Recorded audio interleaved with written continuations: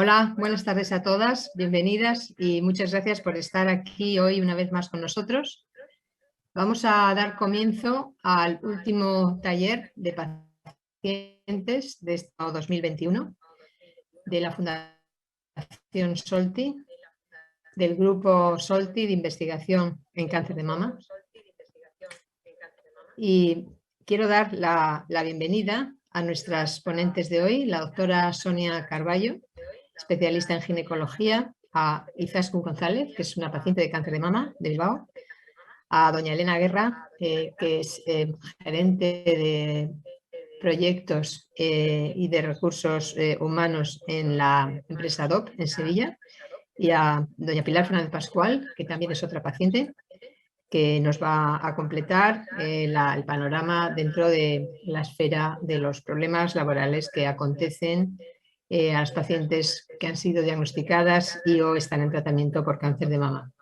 Por tanto, vamos a tratar hoy dos temas que son, sin entrar directamente en cuestiones tan específicas médicas como en otros talleres que hemos realizado durante el año y en años precedentes. Vamos a tratar hoy dos aspectos que, si bien están muy relacionados con toda la problemática que afecta tanto a los tratamientos como al propio diagnóstico del cáncer de mama, interfiere muchísimo en la calidad de vida y en el bienestar físico, emocional, sociofamiliar. Es decir, es una perspectiva, queremos dar un toque para dar una perspectiva integral a la problemática que se plantea desde la perspectiva de tener un cáncer de mama. Por tanto, no me demoro más, creo que va a ser un taller muy enriquecedor, que va a dar lugar a solucionar muchas dudas que son probablemente menos comentadas en los ámbitos sanitarios, pero que son de una extrema importancia precisamente por esto, porque no se comentan, se hablan menos y son temas que afectan profundamente a las pacientes. Vamos a empezar con la doctora Sonia Carballo, especialista en ginecología del Hospital Insular de La Palma de Gran Canaria, y ella nos va a hablar de todos los problemas y remedios, soluciones que existen para los síntomas y los problemas derivados del cáncer y especialmente de los tratamientos. Cuando quiera, Sonia, y bienvenida. Muchas gracias doctora Casas, y gracias a la Fundación Solti por pensar en nosotros. Mi compañera la doctora Alicia Martín les envía saludos, a ella le hubiese gustado estar aquí, pero bueno, por motivos laborales no puede ser. Y vamos a intentar abordar este tema, que es un tema muy amplio, que cada vez estamos incorporándolo más a nuestros congresos, a nuestras charlas, y cada vez hablamos más y comentamos más acerca del abordaje de la salud sexual. Entonces... Sí, pues el ratón va. Bueno, pues un pequeño índice para ver qué es el concepto de la sexualidad, porque mucha gente piensa que la sexualidad es únicamente la vagina y punto final, y eso no es así. ¿Por qué es importante la sexualidad? Porque estamos hablando de ello. ¿Qué problemas hay y qué tenemos que reconocer dentro del mundo de la sexualidad, a grosso modo? ¿Y cómo afecta en concreto a aquellas pacientes con cáncer de mama y qué recursos podemos o tenemos de nuestro alcance para mejorar? Dentro de la sexualidad tienen que saber que es un campo que los ginecólogos hemos avanzado mucho, sobre todo en la etapa de la menopausia, que es un punto clave en la vida de la mujer, y por eso verán, miren aquí esta menoguía y la vida sexual más allá de los 50 en general, ¿vale? Porque entendemos como la sexualidad como una vivencia muy amplia que dependerá de cada mujer, de su estado de salud, de su edad y de la evolución física y psicológica que haya vivido.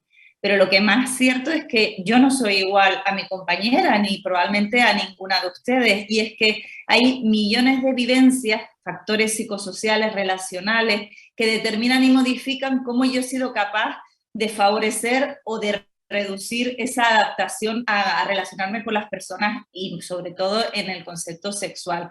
Con lo cual nos movemos en un campo que no va a haber 100% de certeza, sino que cada paciente y cada profesional tendremos que llegar a la mejor comunicación, ¿no? Además, cada vez hablamos más de esto porque cada vez vivimos más y queremos vivir mejor. Estamos en una área de liberación de las costumbres y ya nos es normal hablar de lo que es la búsqueda del placer sexual, y tanto es así que la OMS lo ha reconocido como dentro de los derechos sexuales, y es que la salud sexual es el estado del bienestar, tanto físico, mental y social, pero siempre debe ser mirado desde un enfoque positivo y respetuoso, y siempre desde una experiencia libre de coacción. Esto es a lo que todos deberíamos optar y que en ciertas circunstancias pues se nos ve limitado. Entonces, con esa premisa en la cabeza vamos a ir abordando qué cosas pueden ocurrir. Como les decía, el concepto más antiguo era una relación lineal. La sexualidad empieza, me excito, llevo una meseta, orgasmo y se acabó, cerramos, nos vamos a dormir y se acabó. Pero no, ahora entendemos los médicos la sexualidad como un concepto más cíclico, en el que podemos entrar y salir de ese ciclo en función de las emociones físicas, que pueden evolucionar hacia una relación íntima, que pueden relacionarse hasta hasta un estímulo sexual, hasta un orgasmo, y eso puede continuamente pues seguir un periodo cíclico infinito si eso no parase, pero bueno, nos agotamos un momento. Y todo eso gira en torno al deseo que es lo que marca la sexualidad. Bien, sabemos, y lo hemos contratado en nuestros estudios médicos, que a todos nos gusta, que una insatisfacción sexual va a repercutir negativamente en la calidad de vida y bienestar de las mujeres, a cualquier edad, especialmente en aquellas en las que las hormonas ya no desaparezcan o empiezan a declinar.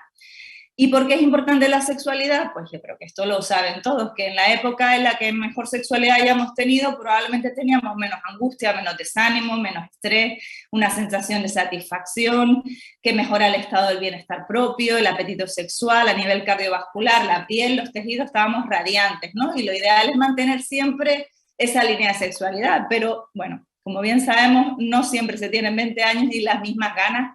No obstante, este es el ideal al que deberíamos intentar conseguirlo. Los médicos definimos los problemas de la sexualidad en diferentes esquemas. Uno, los trastornos por el interés. Cuando hay un interés reducido, ausencia de la actividad sexual, no nos importan esos pensamientos, ya no tenemos esa fantasía, o ya una ausencia o disminución en el inicio de la actividad, o de la excitación sexual, o de la respuesta a esos estímulos que nos generan.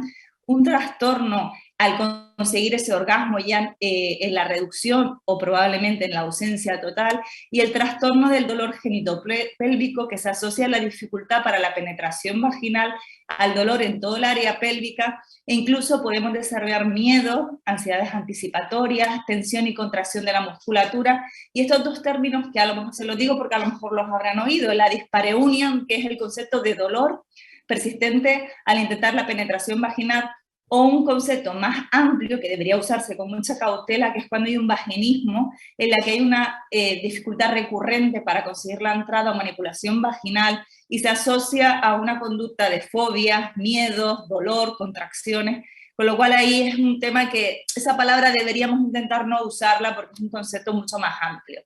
Para no irme mucho del tema que nos trata, ustedes son pacientes con cáncer de mama y sabemos que ninguna paciente es igual a la otra, ninguna enfermedad es igual a la otra, con lo cual las opciones de tratamiento van a variar, y tanto de la cirugía, la quimio, la hormonoterapia, si necesitan inhibidores, análogos, si necesitan tamoxifeno, hay un compromiso y un deterioro en la vida sexual más demostrado en aquellas premenopáusicas, porque notan el bajón hormonal, han pasado de un nivel hormonal normal o en un estado premenopáusico de forma muy drástica, pero aquellas pacientes posmenopáusicas que su descenso hormonal ya estaba en declive, pues también pueden notar un deterioro en su vida sexual.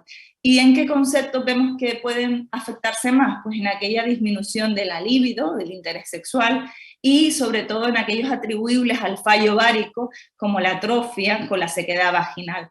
Pero también es importante que a algunas pacientes les pueda costar ese cambio en la imagen corporal, incluso al dolor físico asociado a la cirugía. El hipoestrogenismo va a relacionarse a la larga con un aumento de peso, con unos cambios corporales, con una alteración vasomotora, con cambios de humor, los cambios a nivel vaginal, el insomnio, pérdida de cabello, todo esto va a hacer que la sexualidad pase a un segundo plano.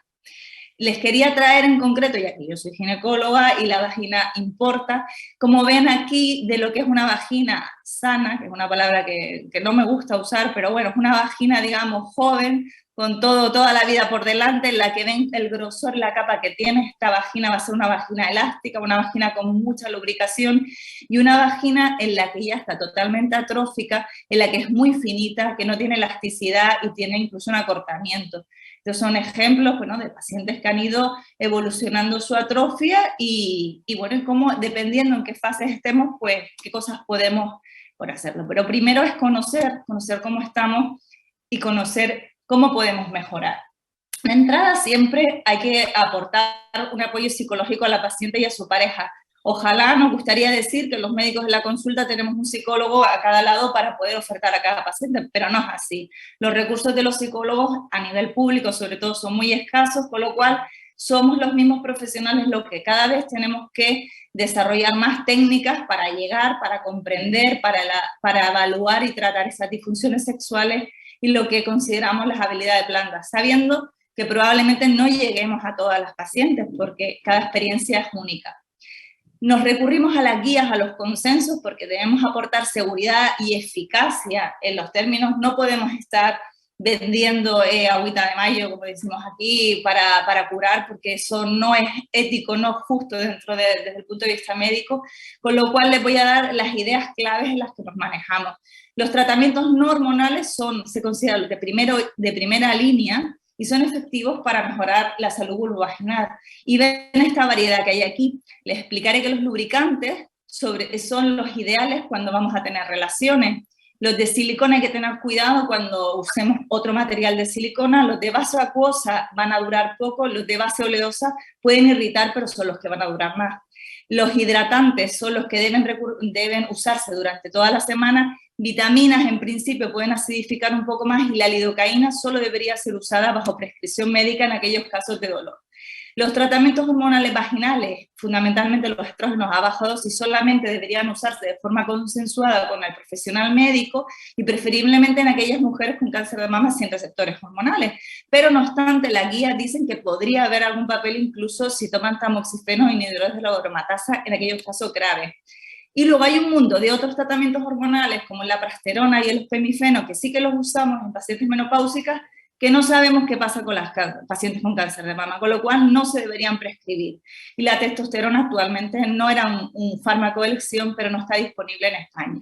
Los tratamientos físicos, que no los he visto en esas guías y yo creo que son muy importantes, es que si tú tienes un órgano que ha perdido su elasticidad, que ha perdido su capacidad para moverse, pues lo que deberías, aparte de hidratarlo, es manipularlo. Y entre más lo manipules, ya sea con la relación sexual, ya sea con los dilatadores, ya sea con la fisioterapeuta, mejor vas a tener ese órgano. Con lo cual, esto lo sabemos mucho los que trabajamos en suelo pélvico porque vemos pacientes con radioterapia pélvica, pacientes con vulvodinia, pacientes con vaginismo, pero también pacientes con síndrome genitourinario, que es lo mismo de la atrofia, que es lo mismo que se nos baje la hormona. Con lo cual, la manipulación es un tratamiento en sí.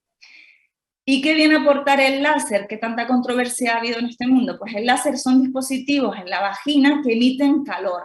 Ese calor, dependiendo de qué cantidad haya, pues conseguiremos ablación, que es una quemadura, a un simple efecto térmico, que es calentar la superficie. Y ven que hay una gran variabilidad de productos en el mercado, y eso nos lleva a poco consenso y poca evidencia. ¿Ven este dibujito aquí rascándose la cabeza? Pues así estamos, que no tenemos evidencia suficiente para poder recomendarlo. ¿Por qué? Porque si bien parece que esa quemadura, ese calor estimula luego la regeneración, no sabemos exactamente cómo lo hace y no sabemos si eso se va a acompañar de que ese tejido va a funcionar o no. Y eso es un grado de recomendación tipo C, que eso es bajo en términos médicos. Con lo cual no existen suficientes datos que avalen la eficacia y la seguridad. No obstante, el grupo canadiense aboga con que de forma, un grado de recomendación condicional con una calidad de evidencia baja, el láser sí que podría ser en aquellas en las que no tenemos otras opciones, pero siempre sabiendo que las series de pacientes son cortas y que las series de pacientes pues no sabemos qué va a pasar más allá de los 6-12 meses en algunas series. Con lo cual es importante valorar a la paciente desde múltiples enfoques. No solo mi perspectiva va a mejorar y no solo mi perspectiva va a aportarle en este momento. Nosotros trabajamos en la unidad de suelo pélvico, tanto con las enfermeras que ven a las pacientes cuando yo no las veo, van viendo un seguimiento, y con las rehabilitadoras, con el fin de ver en cada momento qué es lo que van necesitando. Pues igual yo creo que las pacientes de mama se pueden beneficiar porque tanto su enfermedad como su vivencia va a ir cambiando. Quiero que se queden con la idea de que el cáncer y el sexo no son incompatibles, que es posible mantener relaciones sexuales satisfactorias que probablemente no vayan a ser iguales a las anteriores. No tenemos que vivir en mi yo pasado, sino en mi yo actual, que es importante hablar de las dificultades que mantenemos, de no mantenerlas en silencio, conocer las consecuencias de los tratamientos y la situación emocional en la que estamos viviendo. Y yo les diría que lo importante es intentar, dentro de lo posible, normalizar, hablar, compartir experiencias, superar obstáculos, en fin, vivir y adaptarse a los cambios. Les recomiendo este corto de La teta que os falta, que me parece espectacular, una forma de normalizar pues, la situación en la que muchas de nosotras pues, estaremos viviendo en algún momento. Y espero que, bueno, que mi charla les haya aportado alguna luz en el camino.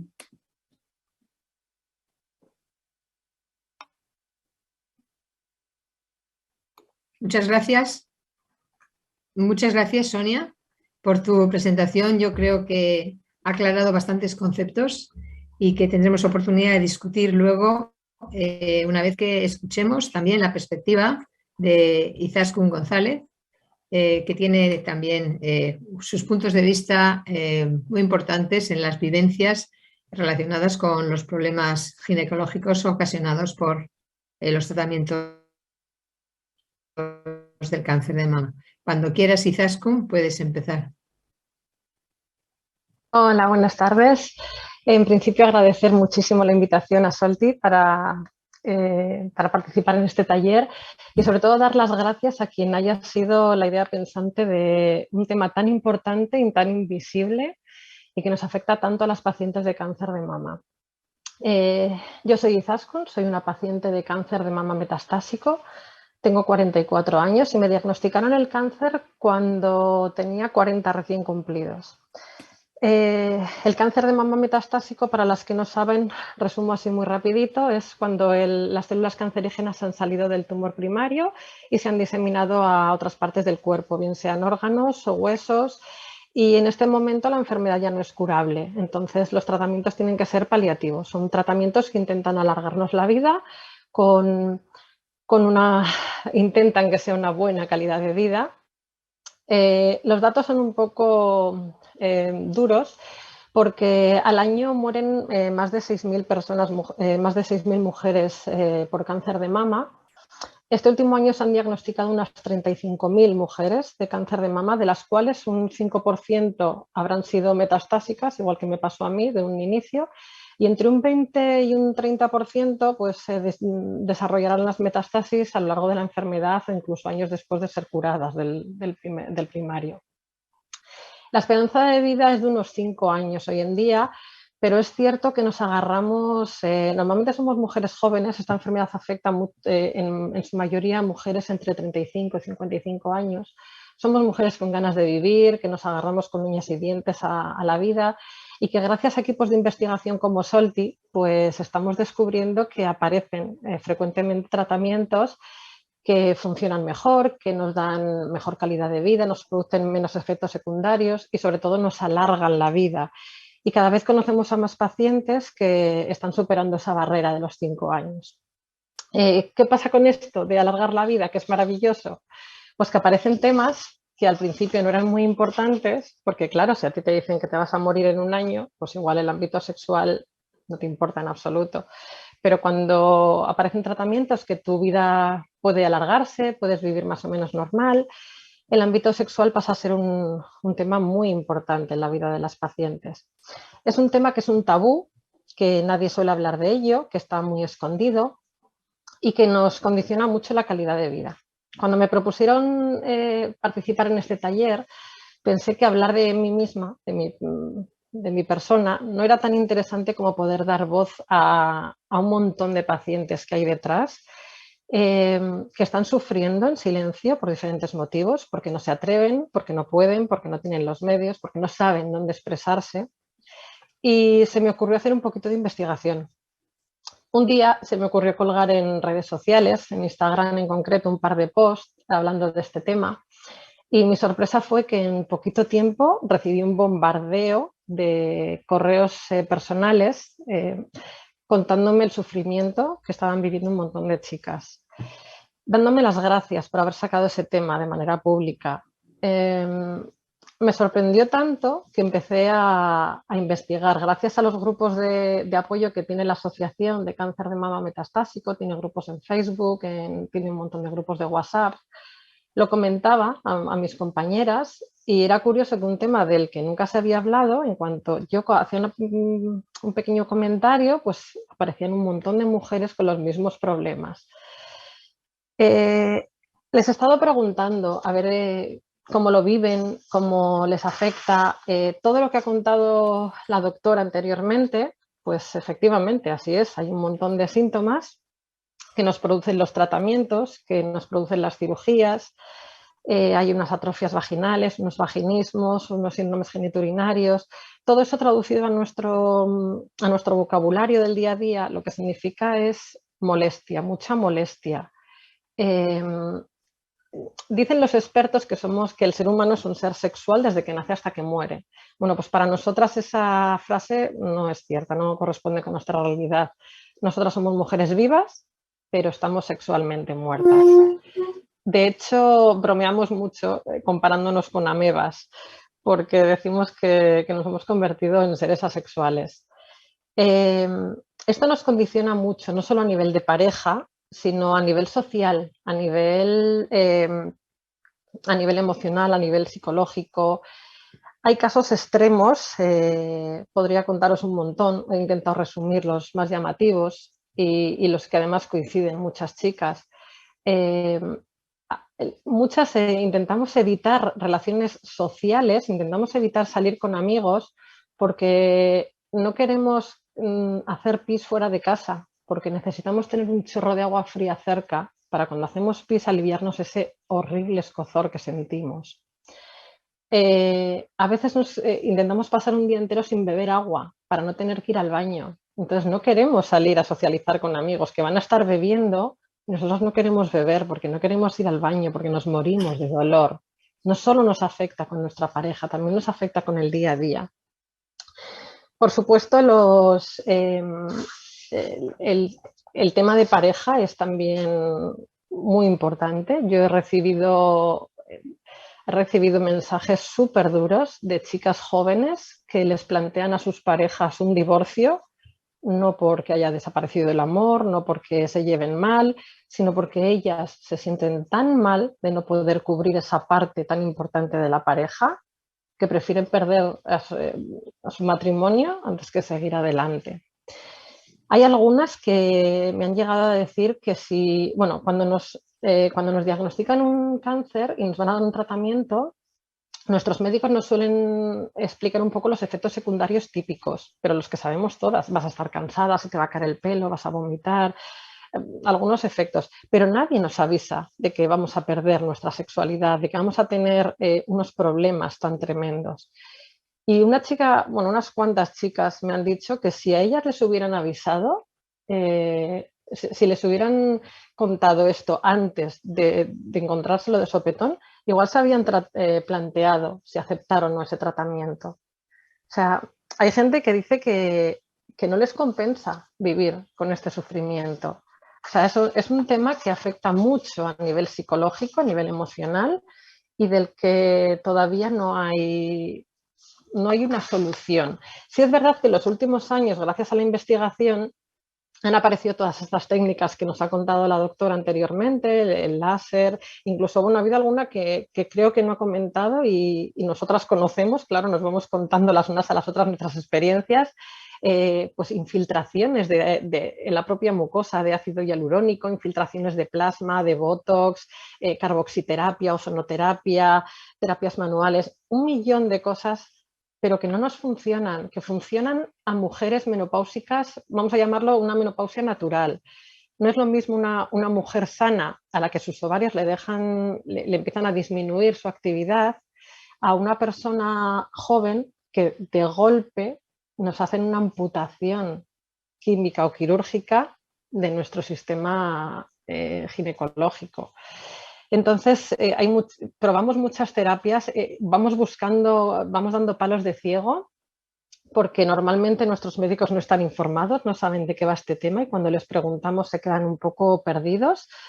Y nos cuesta mucho trabajo, mucho desgaste físico, mucho dinero, porque no entran por la seguridad social. Conozco también el caso de una chica que tuvo que someterse a una cirugía vulvovaginal y me decía, ¿por qué una vaginoplastia la cubre la seguridad social y a mí, que soy una enferma de cáncer, me lo he tenido que pagar en una clínica privada?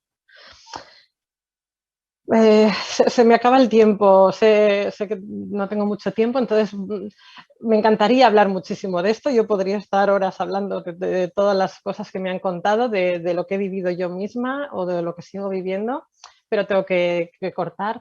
Entonces, lo único que quiero decir desde aquí es que, por favor, todas las chicas que estáis sufriendo, todas las que tenéis molestias, todas las que los pasáis mal, ir a vuestros médicos, contárselo una y otra vez en cada consulta, explicárselo, porque si solo va una y se lo cuenta una vez, ese médico puede pensar que es un caso aislado.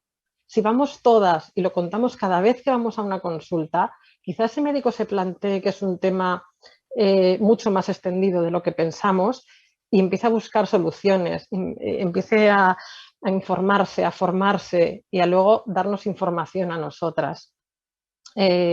A los profesionales les pido eso, que por favor se formen, se informen y nos den información. A Solti le doy 1000 gracias por darnos este espacio para poder visibilizar algo tan invisible y que afecta tanto. Y sobre todo a mis compañeras, a las que me han estado ayudando toda la semana abriéndose en canal, llorando mientras me contaban sus testimonios, les doy unas gracias infinitas con mayúsculas. Muchas gracias, Izaskun. Muchas gracias, Sonia, por vuestra presentación. Yo creo que ha sido interesante, ha sido importante, se han resuelto algunos de los temas que más preocupan a las pacientes. Hemos considerado que este tema era un tema del cual habitualmente no se habla, que es un tema que afecta mucho a las pacientes, por eso nos hemos preocupado que en esta última sesión precisamente habláramos de los problemas de la esfera genital femenina. Hay preguntas que ya han sido formuladas que voy a pasar a haceros y animo a todas las personas que estáis compartiendo con nosotros este taller a que hagáis más preguntas si queréis. En concreto, voy a pasar una pregunta para la doctora Sonia que dice, cuando acabé con el tamoxifeno, mi ginecóloga me recomendó ponerme un DIU de cobre que me causó grandes molestias, hemorragias fuertes, dolor y síndrome premenstrual con cambios de humor, insomnio y ansiedad. Dice que no sabe si tendría que ver con la aparición de sus metástasis que le detectaron después, pero ya han pasado 5 años y la ginecóloga le dijo que no merecía la pena extraerlo y que, bueno, no le habían dado muchas explicaciones. ¿Qué nos podrías decir respecto a esto, Sonia? Bueno, el DIU de cobre entiendo que se lo habrán puesto por la posibilidad de quedar embarazada, aunque con todos estos tratamientos la reserva ovárica baja mucho, pero nunca es cero la posibilidad de quedarte embarazada, sobre todo si esos tratamientos te lo damos muy joven. Entonces, es un tratamiento no hormonal, por lo cual nos saltamos todas las hormonas, cómodo porque son 5 años, pero que sabemos que aunque no hayas tenido el tamoxifeno anteriormente, puede hacer que tengas esos problemas de dolor con las reglas. Y cuando lo sabemos es cuando te lo pones y tienes el dolor. Si tienes el dolor, pues hay que retirarlo. Pero lo de los cambios del humor, ¿qué otra cosa me decía? Lo de la ansiedad y demás, eso no está asociado con el DIU, eso está asociado pues a las vivencias que ha tenido, al bajón hormonal que sin duda está teniendo, eso no tiene que ver con el DIU. Ahora las nuevas guías te dicen que si tú te pones un DIU y ese DIU te va bien, lo puedes mantener hasta que te llegue la menopausia, que no es los 5 años que aprendimos los ginecólogos. solamente si te lo pones con 40 años, pues ese DIU, si te ha ido bien, pues lo puedes mantener y te lo dejas y te lo quitas. Si te va mal, lo normal es que te lo quites, ¿vale? Porque no tienes por qué estar sufriendo algunas reglas más dolorosas ni abundantes. Pero bueno, que no todo es culpa del DIU, sino de todas las situaciones que estás viviendo. ¿Qué recomendarías a las mujeres que, bueno, en las que, sobre todo las pacientes jóvenes que tienen terapias hormonales muy ablativas, como puede ser el caso de las pacientes jóvenes que van a hacer tamoxifeno o van a hacer también análogos de LHRH?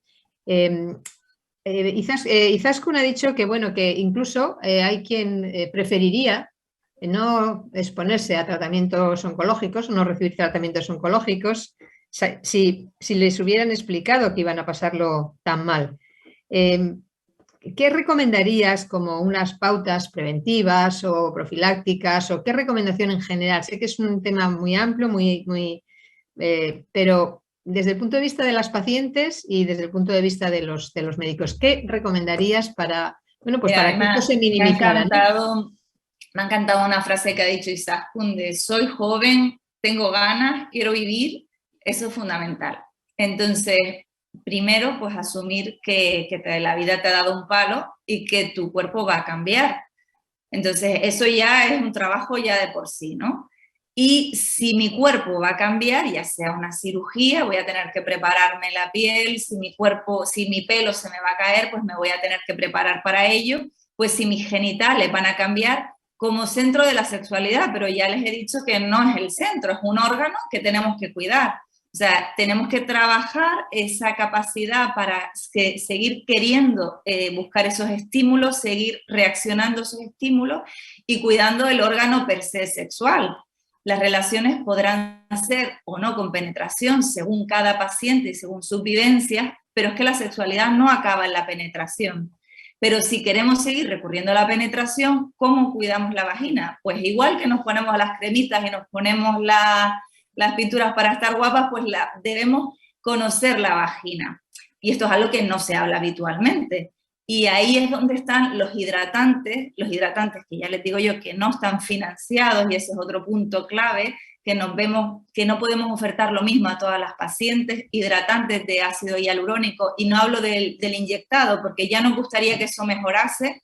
Ya te digo yo que en la medicina regenerativa se están empleando un montón de cosas, pero haciendo muchas cosas y no consiguiendo grandes beneficios. Pero bueno, intentamos como el mantenimiento, ¿no?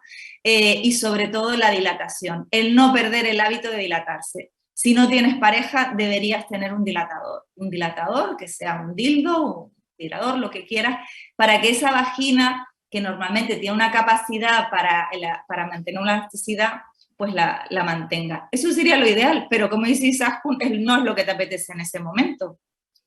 Pero bueno, partimos de lo ideal y luego vamos adaptándonos a cada momento. Pues, muchas gracias, Sonia.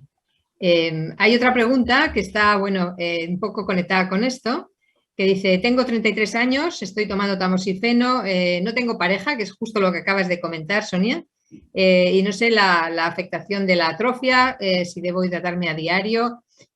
La ginecóloga pública no me ha derivado a valoración de suelo pélvico. Yo creo que de cara también a los profesionales, a nosotros mismos, a vosotros los ginecólogos, debería de, bueno, hacerse un poco de prestar más atención, de hacer algo más de hincapié en que estos son problemas que realmente afectan y que son muy, muy importantes para la calidad de vida de las pacientes. ¿Cómo crees tú que se podría un poco incidir un poco más en esta aportación por parte de los propios profesionales hacia las pacientes? Yo creo que depende mucho, la persona que está más cerca de las pacientes con cáncer de mama metastásico probablemente es su oncólogo. Entonces, si el oncólogo tiene una relación abierta con la paciente, ella puede demandar, y aquellos casos más severos sí que igual deberían ir a una consulta médica del suelo pélvico para ver si podemos hacer alguna terapia pues, manual o intentar algún otro tratamiento. Pero en general todas las pacientes deberían llevar un consejo sobre cómo cuidarse los genitales, y el personal en la sanidad pública, al menos en Canarias, como lo tenemos organizado, que está más accesible, es la matrona. la matrona de su área de salud o su enfermera. Pero entre que no todas las matronas son iguales, no todo el personal está igual implicado, y encima nos ha venido el COVID, con lo cual el contacto y la comunicación es menor, pues bueno, pues al final esos temas se están quedando atrás. Pero sí que yo les quería poner el ejemplo de una compañera que hizo un máster de sexualidad y en un estudio en población general les hizo una encuesta a sus pacientes. ¿Ustedes se han mirado los genitales alguna vez? Pues el 60% de sus pacientes, más las que tenían más edad, no habían cogido un espejo y se habían mirado. Con lo cual es un órgano que sabemos que lo tenemos ahí, que lo usamos durante nuestra vida joven de forma muy alegre, y luego cuando empieza a fallar o a dar problemas dijimos, pero ¿y esto cómo es? ¿Esto cómo es? Pues así, pues claro, pues ahora tenemos que adaptar a conocer esta parte de nuestro cuerpo como un órgano amigo. Pero bueno, y todo deprisa y corriendo. Qué razón llevas, Sonia, qué razón llevas. Bueno, yo creo que estamos avanzando mucho en los tratamientos, como decimos siempre en estos talleres y en otros muchos foros. Estamos avanzando poco a poco, empezamos a entrar en el campo de la psicooncología, ya incorporando a los psicooncólogos también con nosotros, y ahora queda incorporar este aspecto tan importante que es el ámbito de la sexualidad como problema secundario que afecta a las pacientes. Muchas gracias a las dos, Izaskun y Sonia, por vuestras aportaciones, y vamos a pasar ahora a hablar del ámbito laboral, que es otro ámbito extraordinariamente importante que afecta muchísimo desde un punto de vista no solo emocional, sino de calidad de vida y de calidad y de salud social y familiar para las pacientes. Presentamos en primer lugar a doña Elena Guerra, gerente de proyectos en DOC en Sevilla, que nos va a hablar de su experiencia, tanto bueno, desde el ámbito profesional como desde otros ámbitos que ella misma explicará a lo largo de su presentación. Muchas gracias, Elena, por estar hoy aquí con nosotras. Nada, muchísimas gracias a ti por la introducción, por la presentación, y bueno, muchísimas gracias muy agradecida por la invitación a participar en este tipo de taller, que yo siempre que me piden colaboración en este tipo de cosas, pues colaboro en todo lo que puedo y en todo lo que esté en mis manos. Y yo espero que mi pequeña exposición pueda ayudar. No conozco a las personas que están, a las mujeres que están escuchando o participando en el taller, pero espero que compartir mi enfoque pueda ayudar a muchas de ellas, con algunas de las cosas que quiero comentar. Quiero compartir un enfoque, yo lo comentaba ya con algunas de las personas que estáis aquí. Mi enfoque es un enfoque generalista, desde una perspectiva que tiene que ver desde el ámbito de la empresa y desde el ámbito del profesional, desde el ámbito del profesional oncológico o del profesional que ha pasado un proceso oncológico y decide reincorporarse en el mercado laboral. Esta perspectiva desde el ámbito profesional y desde el ámbito profesional, y de la empresa, perdón, parte de mi experiencia profesional, lógicamente. Llevo 20 años dedicada al ámbito de los recursos humanos, de los cuales 17 me he especializado en todo lo que tiene que ver con la selección, la búsqueda y evaluación de profesionales, haciendo programas de desarrollo individual y haciendo programas de asesoramiento y acompañamiento a profesionales en la búsqueda de empleo. Y luego también me nutro de mi experiencia vital, no solamente porque he sido paciente oncológica y porque tiene un proceso oncológico en el que me diagnosticaron hace 4 años un cáncer de mama y he tenido todo un proceso de quimioterapia y de tamoxifeno actualmente, con lo cual, empatizo con todo lo que Izaskun y la doctora ha comentado, sin duda. Pero también me ha ayudado esa experiencia vital, no solamente a conocer, me ha ayudado sobre todo a conocer una realidad, y es que a raíz de mi reincorporación en el puesto de trabajo, pues desarrollé un proyecto de acompañamiento en la búsqueda de empleo a pacientes que ya han tenido un tratamiento oncológico de varios años y que deciden reincorporarse en el mercado laboral. Bueno, pues hicimos un proyecto financiado por la Caixa en su momento bastante interesante, donde con un colectivo de mujeres pues estuvimos trabajando en esta temática. ¿Esto qué me ha ayudado? Pues a tener una visión en la que conocer una realidad, que es la realidad de mujeres que han estado desvinculadas varios años del mercado laboral, y casar esa realidad con la realidad de mercado. Si nos detenemos en esos dos planos, yo siempre cuento, por parte de la empresa tenemos una realidad, del cómo la empresa puede ver al paciente con cáncer que decide incorporarse en un puesto de trabajo. Es verdad que hay un estigma, es verdad que esto está cambiando, pero es verdad que muchas veces al paciente de cáncer pues se le puede ver como un profesional, una persona sin empleabilidad, ¿vale? Insisto, esto está cambiando pues porque es verdad que las terapias oncológicas también están cambiando, porque los efectos secundarios pues no es lo mismo ahora que hace 30 años, y porque, bueno, el devenir del propio proceso oncológico o del propio proceso de la enfermedad es muy diferente de una mujer a otra, sin duda. Pero también luego hay otras realidades, y otras realidades que yo he podido vivir. Es decir, yo he estado en congresos donde hay compañías, en este caso han sido multinacionales o empresas de cierto tamaño, que sí es verdad que tienen un protocolo establecido para reincorporar al profesional en el mismo puesto de trabajo una vez que pasa el proceso oncológico. Es decir, oye, pues resulta que hay una persona que ha sufrido un cáncer de colon y, bueno, pues cuando se adapta o cuando se le reincorpora en su puesto de trabajo, tiene un acompañamiento durante una primera semana con un protocolo establecido y resulta, bueno, pues que le readaptan el puesto de trabajo en un sitio cercano al aseo.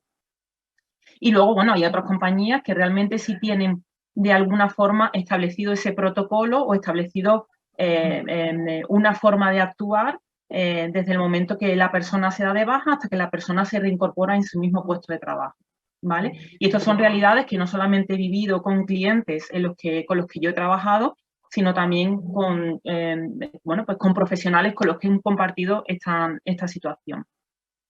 De todo esto, la parte más importante, una vez que hablo de la empresa, la parte más importante tiene que ver con el profesional, con la persona, y es donde me quiero detener, ¿no? Es decir, en el momento en el que la persona que ha pasado o que está pasando un proceso decide reincorporarse en el mercado laboral. Y yo aquí soy partidaria de que esto no es yo quiero trabajar y ahora voy a buscar empleo. Esto parte de un análisis previo en el que yo tengo que plantear qué es lo que quiero, ¿vale? Y qué soy capaz de hacer en este momento vital, ¿vale? Muchas veces eso no coincide. En mi situación personal, yo lo traslado y siempre fue el momento en el que me di cuenta que lo que quería era lo que yo no estaba dispuesta o no era capaz de hacer, ¿no? Que fue el momento en el que sí necesité terapia de una psicooncóloga para darme cuenta de cuál era la realidad. Y yo creo que la doctora también lo estaba comentando, ¿no? Ha hablado mucho de la aceptación, o ha hablado en algún momento de la intervención, ha hablado de la aceptación, ¿no? Aceptar que nuestra situación ahora no es la misma situación de antes, ¿no? O que nosotros no somos tampoco la misma persona porque también hemos pasado una enfermedad o hemos pasado una experiencia vital que nos ha hecho romper mucho de nuestros esquemas. Entonces, ese análisis personal de qué quiero, desde una visión realista y honesta también con nosotros mismos, es muy importante. ¿Qué quiero y qué soy capaz de hacer, ¿no? Y luego un análisis, no solamente de introspectivo, un análisis interno, sino también un análisis de la situación de mercado. La situación de mercado puede ser complicada y hay momentos a lo largo del año donde, fuera ya de un estado de pandemia, pues hay momentos en los que el mercado, bueno, pues tiene sus picos y hay momentos en los que el mercado pues, puede estar más activo o menos activo, ¿no? Y si ya es complicado para todos los profesionales que están en desempleo y deciden reincorporarse, o para los profesionales que están en un trabajo pero quieren mejorar sus condiciones, pues tiene que ser complicado también para nosotras, que en un momento determinado pues podemos tener una situación que no teníamos anteriormente. Por eso esto es importante, lo que decía antes, de cómo casa esa oferta con la demanda, es decir, de lo que yo soy y en el momento en el que vivo, después de mi experiencia vital, ¿vale?, a lo que el mercado puede necesitar. El mercado se puede adaptar y realmente las empresas hoy día se están adaptando, son mucho más flexibles, son flexibles a la hora de conciliar, son flexibles en el horario, permiten el teletrabajo, pero claro, eso son una serie de condiciones. Luego está lo que demanda el mercado, las necesidades, la cualificación, la experiencia, la responsabilidad. Y ahí es donde nosotros tenemos que hacer ese análisis, y yo invito siempre, una vez que hagamos ese análisis, no perder el contacto, no perder el contacto del mercado, ¿vale? Yo cuando me he sentado con profesionales que han estado 2 años o 3 años por un tratamiento totalmente fuera de mercado, siempre invito a que ese tiempo también se puede aprovechar de otras muchas formas, ¿no? La formación online, la formación a distancia, la formación en la que no tienes un horario cerrado, en la que no tienes un tiempo límite para hacer un curso, en la que tú dispones de tu tiempo. Eso al final te permite no romper el contacto con el mercado y, por tanto, tener una visión mucho más realista del cual puede ser tu orientación una vez que tú decides quiero volver a trabajar. Para mí eso es fundamental, es decir, hacer un análisis previo es muy importante con una misma para empezar y luego también del entorno en el que estamos, de la situación de mercado que estamos viviendo. Lo más importante para mí y desde mi punto de vista de la experiencia profesional es que el momento en el que nosotras decidimos cómo afrontar nuestra nueva etapa de reincorporación en el mercado laboral, tras nuestra experiencia o tras la experiencia vital que hemos tenido, ¿no? Y aquí hay dos cosas claves que, bueno, desde que yo pasé el proceso, hicimos el proyecto, pues mucha gente a través de LinkedIn o a través de algún foro en el que he participado, siempre me preguntan, ¿no? Y es, oye, cuando tengo una entrevista de trabajo, tengo que decir que he tenido un proceso, porque en mi currículum aparecen 2, 3 años en los que no he trabajado y no sé cómo enfocarlo. Recuerdo una chica que trabajaba en temas de calidad y me preguntaba, Elena, ¿puedo argumentar que he estado cuidando de mis hijos? Porque realmente cuando he pasado el proceso he tenido mis hijos que tenían una edad eran muy pequeños, ¿no? Y yo decía, no tienes por qué ocultarlo. O sea, yo desde mi punto de vista, desde el punto de vista profesional, y no estoy hablando ahora desde un punto de vista personal, creo que debemos de normalizar una situación. Porque si entramos en la pescadilla que se muerde la cola de no lo voy a decir porque luego van a pensar que tal o cual, al final no estamos normalizando una situación y el primer aspecto que he comentado con respecto a la visión de las empresas, no estamos facilitando el que puedan valorar la empleabilidad de un paciente con cáncer. Normalizar la situación en la conversación, en una entrevista, de una forma natural y con un enfoque totalmente constructivo. Ese es el segundo punto, no solamente no ocultar que he pasado una experiencia con una enfermedad y que para mí ha sido una experiencia vital, pero qué ha significado para mí a nivel profesional esa experiencia. Ese valor añadido que podemos ofrecer a la hora de vender nuestra candidatura en un proceso de selección, seguramente que muchas de las profesionales que no han pasado por esta etapa o esta experiencia profesional, personal, no lo van a poder ofrecer. Estoy convencida, es verdad que, bueno, la vida o las diferentes experiencias que tienes en la vida te pueden ayudar a hacer clic en un momento determinado y a adquirir ciertos aprendizajes. Pues eso es lo que tenemos que hacer, ¿no? Lógicamente, que con esta experiencia vital seguramente hemos aprendido muchas cosas, en algunos momentos somos conscientes, en otras cosas no somos conscientes. Seguramente nuestra empatía, seguramente la escucha activa, que son valores muy importantes y que muchas veces las empresas, para las empresas pueden ser el denominador común a la hora de elegir un candidato o una candidata. La flexibilidad, la apertura a nuestro entorno, ¿vale? Yo creo que son competencias o que son habilidades que podemos mostrar de una forma mucho más visible que otras personas que no hayan hecho clic a lo largo de su vida por una experiencia como la que ha podido vivir un paciente o una paciente oncológica, ¿no? Entonces, ese enfoque constructivo de lo que ha supuesto o lo que supone para nosotros vivir esa experiencia vital a la hora de la búsqueda de empleo, eso se convierte en positivo, ¿no? De lo que tú puedes aportar, ese valor añadido, porque has tenido un aprendizaje, porque llevas una mochila llena de aprendizajes que seguramente otros profesionales no van a poder compartir o no van a poder ofrecer. Y al final eso tiene un impacto positivo también en tu puesto de trabajo, sin duda, ¿no? Es decir, esas competencias de cómo yo comunico, de cómo entiendo a los demás, ¿no? De cómo empatizo con ellos, de cómo escucho a los demás, que es importante, más allá de lo que pueda ser la cualificación, la formación de una persona. Nosotros cuando hacemos los procesos de selección hay una parte o hay un nivel base que tiene que ver con la cualificación, tiene que ver con la formación, pero luego nuestra valoración o evaluación de la candidatura está muy basada en esas competencias, en esas habilidades y en esos valores. Y yo creo que eso, el discurso en una entrevista, se puede convertir en positivo con respecto a nuestra experiencia vital, sin duda. Y ese sería mi mensaje, ¿vale? Es decir, desde la parte personal, en el momento que decidimos reincorporarnos al mercado laboral, qué es lo que quiero, ¿vale? Qué estoy dispuesta o qué soy capaz de hacer y a partir de ahí, bueno, pues sacar lo positivo de nuestra experiencia y volcarlo porque tiene un impacto positivo en nuestra etapa profesional o en la etapa profesional que decidamos comenzar a raíz de nuestra experiencia de vida.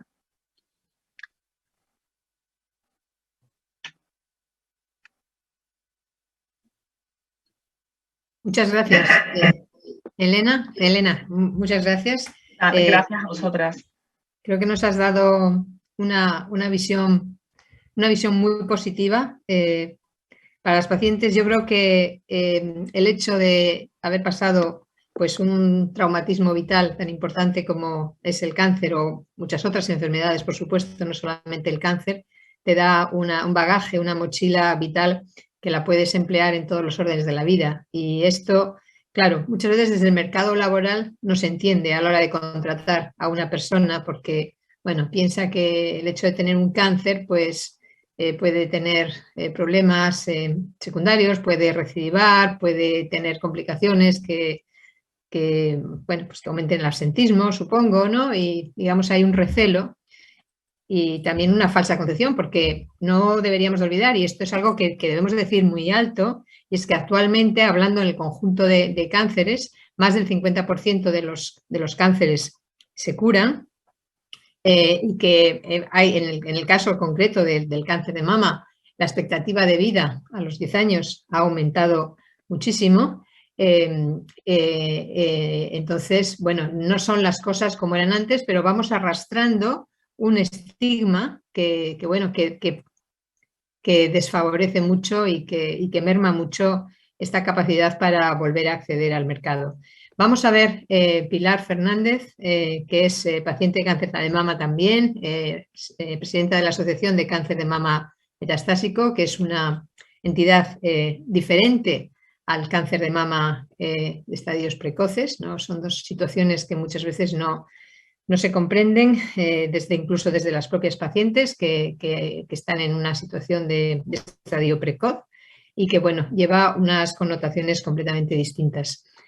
Pilar es también, bueno, como digo, también es experta profesional, puesto que ha trabajado en el área de recursos humanos durante muchos años y tiene una experiencia personal que aportar tanto como paciente como digamos, escuchadora, ¿no? Oyente de tantas pacientes que te llegan y que te comentan todos los problemas que tienen en este ámbito. Cuando quieras, Pilar. Muchísimas gracias. En primer lugar, muchas gracias a Solti y a la doctora Casas por organizar este tipo de talleres tan necesarios. Como hemos visto en esta mesa y en la anterior, el cáncer no es solo una enfermedad, sino una serie de circunstancias que lo rodean y que afectan a las familias y a todos los entornos, ¿no?, del paciente. Sí que es cierto que el cáncer, bueno, estigmatiza a las personas en muchísimos aspectos. Como estamos viendo, uno de ellos pudiera ser el aspecto laboral. Me encanta tu exposición, Elena.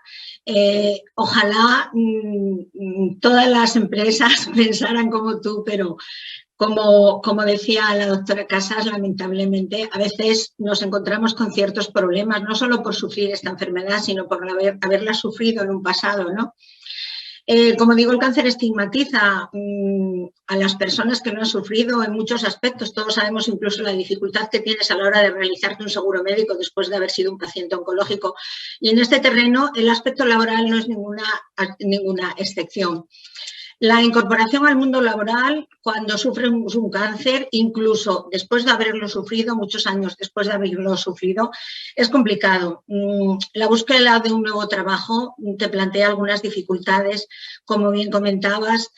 Algunos pacientes se plantean incluso en las entrevistas de trabajo si comentar que han sido pacientes o no oncológicas por miedo al rechazo laboral. No es la primera vez que ha ocurrido en gente que está buscando un nuevo trabajo, y las personas que se incorporan a su puesto de trabajo una vez que han superado esta enfermedad, realmente en muchos casos es una forma de cerrar un capítulo de tu vida, ¿no?, de recuperar tu normalidad, incluso de elevar tu autoestima, incorporándote al mundo laboral, y desde luego eso es buenísimo para cualquier paciente oncológico. Pero a veces ocurre que tus capacidades físicas después de padecer esta enfermedad se ven mermadas, ¿no? Incluso para realizar el mismo trabajo que venía realizando anteriormente. Algunas empresas, no todas, ojalá lo hicieran la mayoría, recolocan a sus trabajadores en otros puestos de trabajo. Evidentemente no tienen obligación de hacerlo si no tienen declarada una incapacidad laboral. Y bueno, pues mucha gente se tiene que incorporar al puesto de trabajo que tenía anteriormente y a veces es difícil de obtener esta incapacidad y tienes que incorporarte con secuelas físicas como puede ser, por ejemplo, un linfedema en el caso del cáncer de mama o problemas de huesos y articulaciones como consecuencia de las menopausias dirigidas y químicas fruto de los tratamientos, ¿no? Otras veces es incluso el temor del propio contratante el que percibes, ¿no? De que tú no puedas cumplir con tu trabajo como lo hacías antes de estar enfermo. Y eso también nos produce cierta ansiedad porque llegas a creer tú misma que quizá no estés a la altura de las expectativas de esa persona que te había contratado hacía años, ¿no? En este sentido, bueno, pues es bastante complicado. No siempre se puede obtener una incapacidad laboral permanente. Ojalá fuera sencillo. Y cuando estamos hablando de pacientes con cáncer de mama metastásico, la situación laboral es muchísimo más complicada. Estamos viviendo otra realidad. Cuando tú tienes un cáncer de mama, yo lo digo porque yo he sido paciente de los cánceres de mama antes de tener esta metástasis. Tú pasas un periodo de incapacidad laboral transitoria, te incorporas de nuevo a tu trabajo y empiezas y, bueno, pues vas poquito a poco recuperando tu normalidad, ¿no? Pero ¿qué ocurre en el caso de pacientes con cáncer de mama metastásico? Esto es muchísimo más complicado. Las personas que tienen un empleo pueden perderlo. Sabemos de muchas compañeras a las que han despedido recientemente a una compañera después de más de 20 años de trabajo, cuando se les diagnostica una metástasis, porque evidentemente tú no puedes desarrollar una vida laboral normal como la que venías haciendo, ¿no? Las consultas, los propios tratamientos, los efectos secundarios, tener que realizar pruebas continuamente, pues hacen que el absentismo laboral sea bastante alto. Incluso si vas a trabajar, no trabajas en las mismas condiciones físicas ni mentales, ¿no? Entonces, llegada a esta circunstancia, la situación ideal y la más razonable para que, además de la incertidumbre que tenemos de sobrevivir cada día a esta enfermedad, no tengamos incertidumbres de tipo económico ni laboral, sería que los pacientes pudiéramos optar a una incapacidad laboral permanente, bien sea, y lo ideal es que esta incapacidad fuera absoluta, ¿no? Esto nos preocupa incertidumbre, nos da ansiedad e inestabilidad emocional. Nos sentimos vulnerables, tanto laboralmente como económicamente, sobre todo cuando se trata, hay casos de familias monoparentales, donde no puedes depender económicamente de un marido o de unos padres y tienes que ser tú misma la que te tengas que mantener económicamente si no estás en situación de trabajar. Y si no tienes reconocida esta incapacidad laboral. Ayer, hace unos días, le comentaba a la doctora Ana Casas, pues algo que me ocurrió a mí cuando pasé el tribunal médico, ¿no? Y lo recuerdo como una anécdota y un ataque de sinceridad del profesional que me hizo este reconocimiento. Perdón, que es que se iba a reiniciar mi ordenador. Yo estaba en una situación bastante mala porque, bueno, un tratamiento me había dejado en una situación muy, muy mal cuando yo fui a pasar ese tratamiento. Y aparte de una serie de preguntas, pues me dijo, ¿y en el terreno laboral sientes incertidumbre, sientes inseguridad? Yo en ese momento tuve una respuesta rápida y le pregunté, ¿usted me contrataría? Y él, en un ataque de sinceridad, me dijo realmente no. La propia persona que me estaba pasando el tribunal médico, ¿no? No sé, luego lo pensé después si esto ayudaría a que en ese momento me concedieran una incapacidad permanente absoluta. Pero la realidad es esta. Necesitamos esta tranquilidad, necesitamos esta seguridad. Y en muchísimos casos nos está siendo denegada a pacientes con efectos secundarios tremendos. Y cuando no se nos deniega una incapacidad absoluta, se nos está concediendo una incapacidad total que tampoco nos soluciona ningún problema, porque con una capacidad permanente total tú percibes nada más un 55% de tu prestación, o sea, de la base reguladora, con lo cual económicamente no te puedes sostener, puedes realizar otro tipo de trabajo, pero es que la realidad es que no puede realizar ningún trabajo por nuestra situación, ¿no? Incluso algunas compañeras tienen una total, están trabajando en esta circunstancia y ni pueden trabajar con normalidad ni tienen cubiertos sus necesidades económicas mínimas, ¿no? Y después, lo que hablaba antes nuestra compañera Izaskun, para conseguir una incapacidad permanente, total, cualificada, es decir, que tú puedas trabajar en otro trabajo, Elena lo sabe como profesional que es, y que percibas un 20% más de esta prestación cuando eres mayor de 55 años por encontrar trabajo, por tener dificultades para acceder a otro trabajo, en nuestro caso también es muy complicado, puesto que, como decía Izaskun, lo que venimos viendo, no sé, quizá porque nosotras nos movemos en redes y la gente que tiene acceso a las redes es gente más joven, es que las pacientes metastásicas muy pocas superan los 55 años, con lo cual nos estamos encontrando en muchísimos casos que se nos deniega una incapacidad absoluta y se nos concede una total que, aunque nos permita trabajar en otra cosa, no podemos, porque físicamente no podemos, ni la empresa va a soportar nuestro asentismo laboral, ni nuestra situación física en la que iríamos a trabajar en muchísimas condiciones. Pues lo ideal sería que pudiéramos al menos cuidarnos, descansar y tener una estabilidad económica y laboral. En este sentido, yo, bueno, lo he dicho ya en muchas ocasiones y en algunos foros que he participado sí que he hecho un llamamiento a los profesionales oncológicos. No queremos que nos den informes favorables en absoluto, con que digan simplemente lo que tenemos y los efectos secundarios es suficiente. Es decir, que en esos informes médicos que se nos dan para acudir a los tribunales médicos no se minimicen los efectos secundarios, porque a veces se pone lo que padeces, pero no se ponen los efectos secundarios que tienes.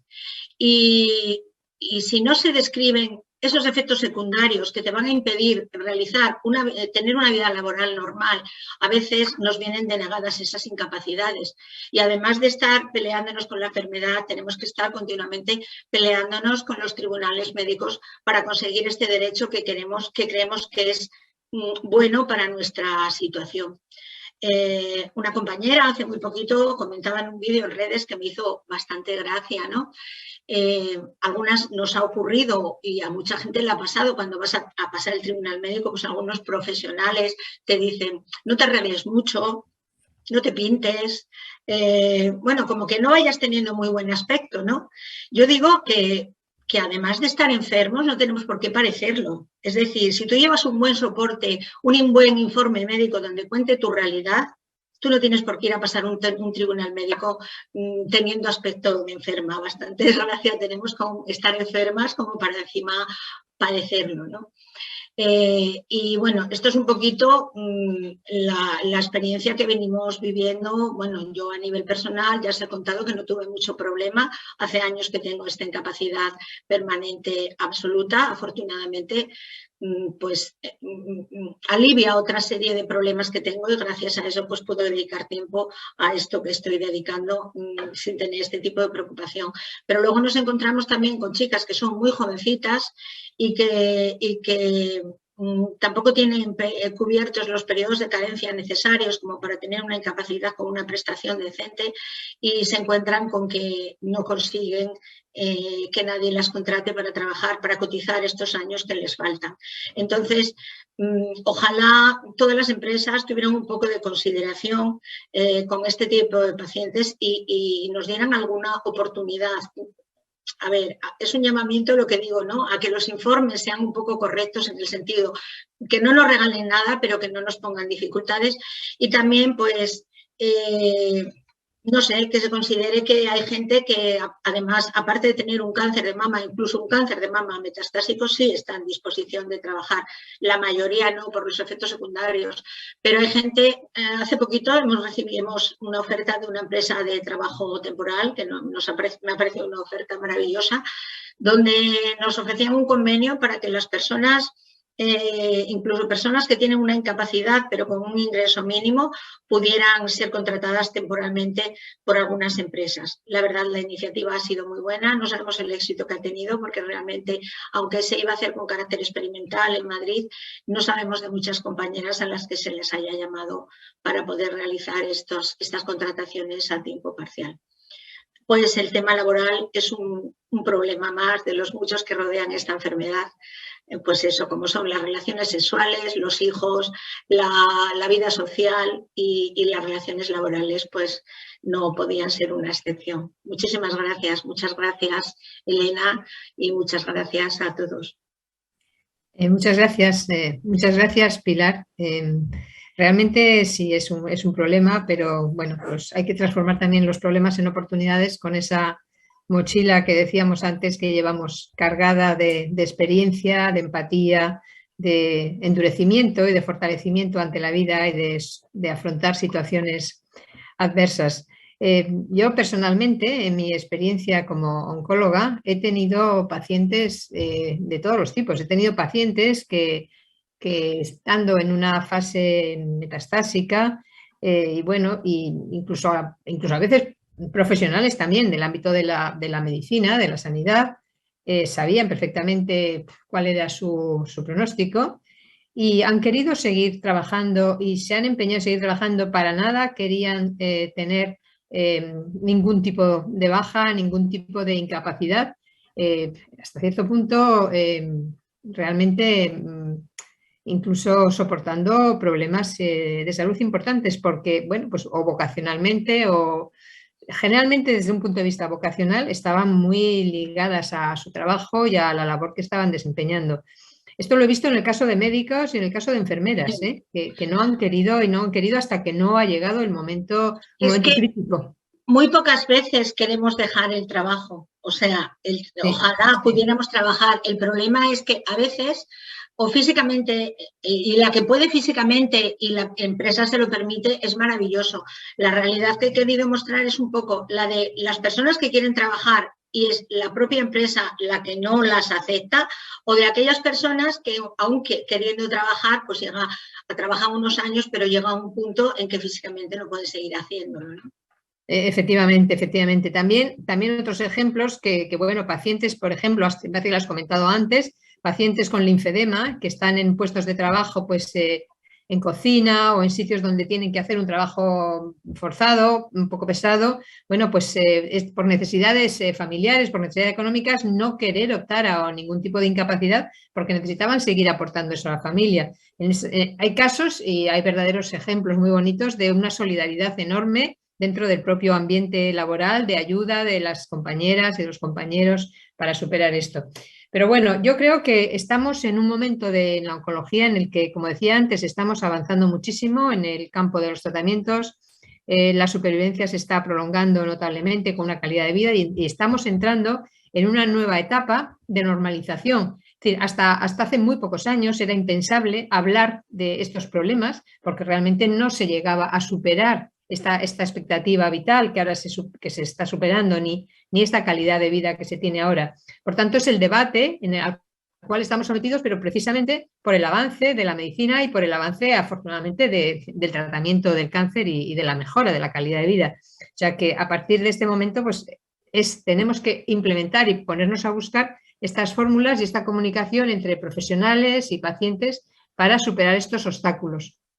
Hay algo que, bueno, a mí me gustaría que Elena y Pilar nos comentarais un poco en el tema se ha tocado bastante, pero en el tema de la baja y de las incapacidades, es decir, ¿cómo consideraríais que hay veces que a las pacientes el propio inspector o, bueno, su propio médico no tienen la suficiente orientación como para saber hacia dónde tienen que ir, hacia qué tipo de incapacidad tienen que buscar, tienen que acceder? Para algunas es muy sencillo porque están muy puestas, pero la mayoría de los casos la gente se siente un poco perdida en esos momentos en el que además están superando la enfermedad, superando los tratamientos. Es decir, ¿cómo veis, qué recomendaciones haríais a las pacientes a la hora de empezar a optar por empezar el camino hacia una incapacidad deseable, absoluta y permanente o o total, si no, pero vamos, absoluta y permanente en muchos casos es la que realmente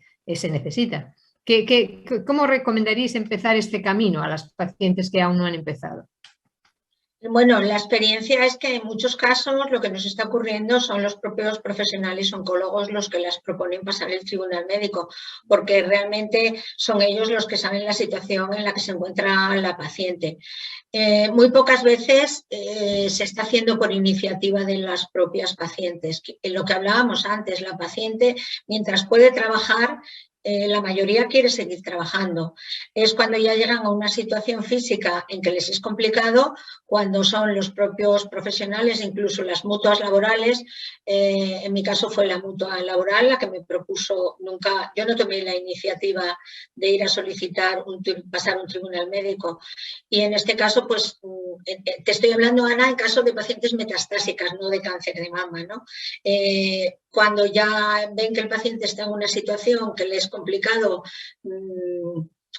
trabajar con normalidad o que ese trabajo le está afectando a su salud, en muchísimos casos es el propio profesional médico el que le propone para el tribunal médico. No sé, Elena, lo que comentará. Bueno, yo creo... Sí, yo creo que sí, que desde el propio ámbito profesional, desde la propia consulta de oncología o la consulta en la que esté en ese momento o con la mayor complicación que tenga, se propone esto. Pero bueno, creo que de todas formas es algo en lo que deberíamos también de insistir entre todos un poco más para proporcionar estos conocimientos a las pacientes. Y luego hay otros aspectos de, digamos, complementariedad en el trabajo o, digamos, cómo abordar desde otro punto de vista esa faceta laboral que antes se tenía, o sea, reemprender, reiniciar un camino laboral que a lo mejor, bueno, pues no se había completado bien anteriormente. De la mismo modo que, bueno, que hay pacientes que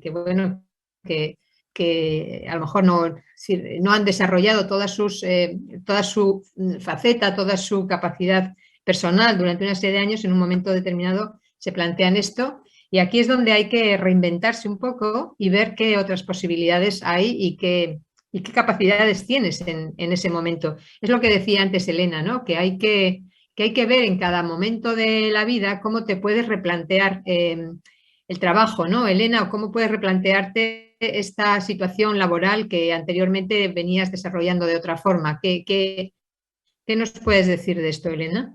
Claro, yo creo que eso forma parte del análisis que comentábamos, ¿no? El momento en el que estamos, en el momento en el que nosotros decidimos de forma individual que es el mejor momento para reincorporarnos a un puesto de trabajo o reincorporarnos al mercado laboral.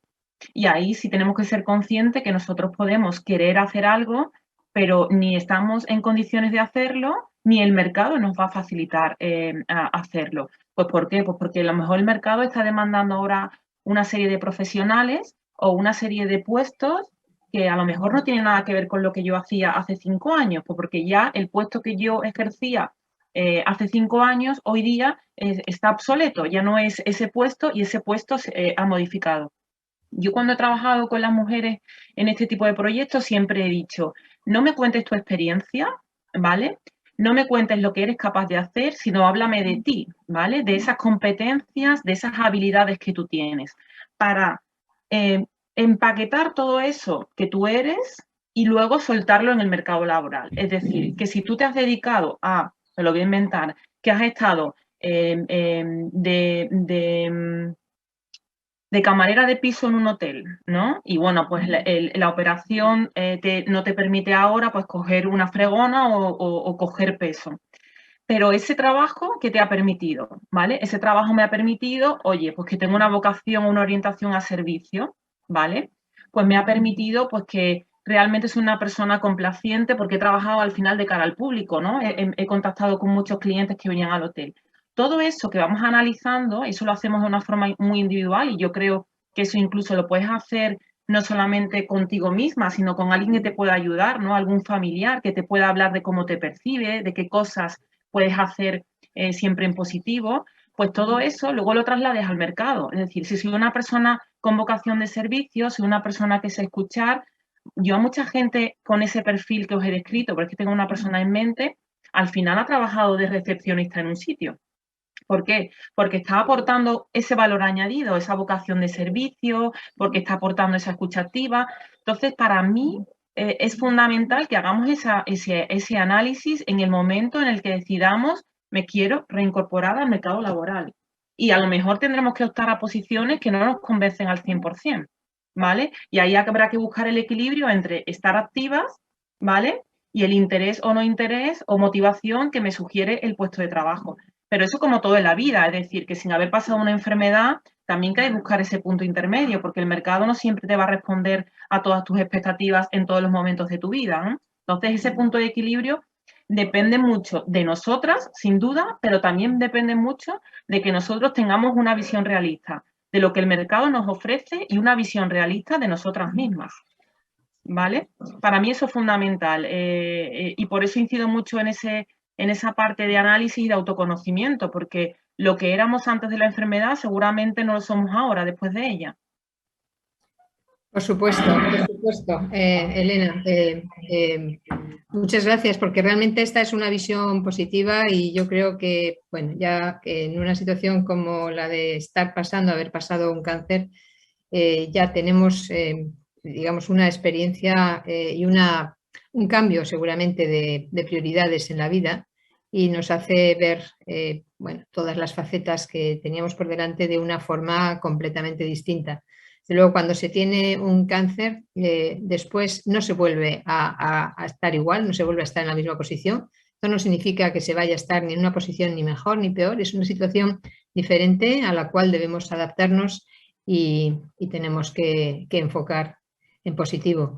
Os doy las gracias a las dos. Si alguien de las presentes queréis hacer alguna pregunta relacionada con esto o queréis hacer alguna otra sugerencia.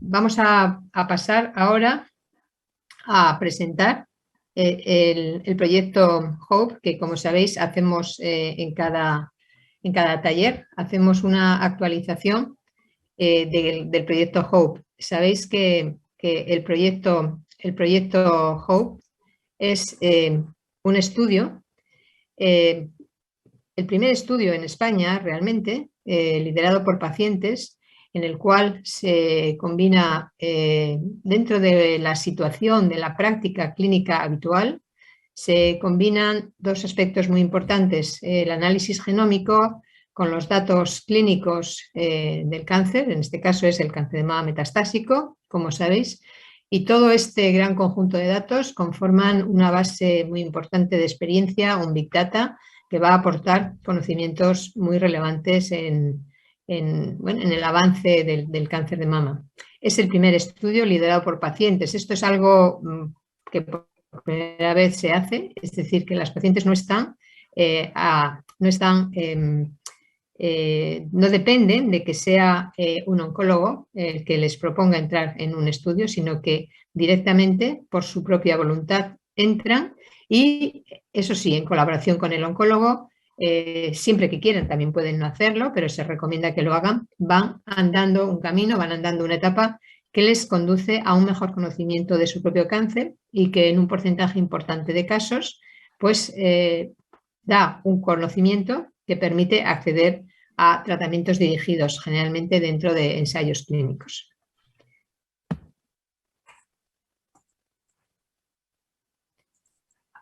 Vamos a ver que esto... Así sí, vale. ¿Por qué es el HOPE? ¿Por qué este proyecto? Este proyecto lo hicimos porque los tratamientos oncológicos, los tratamientos convencionales en el cáncer de mama son muy buenos, pero han llegado a su máximo beneficio.